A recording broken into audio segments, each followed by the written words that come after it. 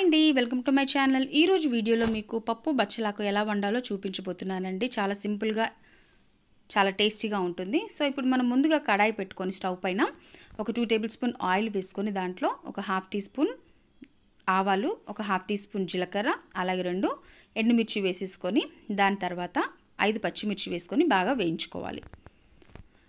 మనకు పచ్చిమిర్చి బాగా వేగిపోయిన తర్వాత ఒక ఆనియన్ కూడా కట్ చేసేసుకొని పొడవుగా కట్ చేసుకొని వేసుకోవాలండి. వాటిని కూడా చక్కగా ఫ్రై చేసుకుందాము. ఇప్పుడు ఇదే టైంలో మనం ఒక 1/2 టీ స్పూన్ పసుపు కూడా వేసుకుందాము. అలాగే 3 వెల్లుల్లి రబ్బలు, కరివేపాకు కూడా వేసేసుకొని చక్కగా ఫ్రై చేసేసుకుందాం. మనకి తాలింపు అనేది బాగా ఫ్రై అయిపోయిన తర్వాత బచ్చలాకు వేసుకోవాలండి. ఇక్కడ నేను ఓన్లీ బచ్చలాకు మాత్రమే తీసుకున్నాను, కాడలు తీసుకోలేదు. సో బచ్చలాకు ఇలా కట్ చేసి వేసుకోవడం వల్ల టేస్ట్ అనేది బాగుంటుందండి. కాడలు కొద్దిగా జిగురుగా ఉంటుందని చెప్పేసి నేను వేయట్లేదు. సో బచ్చలాకు అనేది ఆయిల్లో బాగా ఫ్రై అయిపోయిన తర్వాత ఇక్కడ ఆల్రెడీ నేను 2 టమాటోస్ని కట్ చేసి పెట్టుకున్నానండి.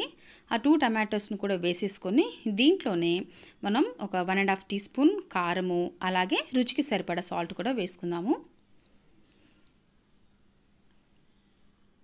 సో మనకి టమాటో అనేది బాగా మగ్గేంత వరకు వెయిట్ చేద్దాము. సో మనం దీంట్లో కాడలు కూడా వేసుకోవచ్చు, కానీ ఇష్టం ఉన్న వాళ్ళు వేసుకోవచ్చండి. బట్ ఈ విధంగా కూడా చాలా టేస్టీగా ఉంటుందన్నమాట. సో మనకి ఇక్కడ టమాటో అనేది మగ్గిపోయింది. నేను ఆల్రెడీ ఒక 1 కప్ పెసరపప్పుని 15 to 20 మినిట్స్ అలా నానపెట్టి పెట్టానండి. సో మనకి టమాటో మగ్గిపోయిన తర్వాత ఆ పెసరపప్పుని దాంట్లో యాడ్ చేసేసి ఒక 2 మినిట్స్ ఆయిల్లో వేయించుకుందాము.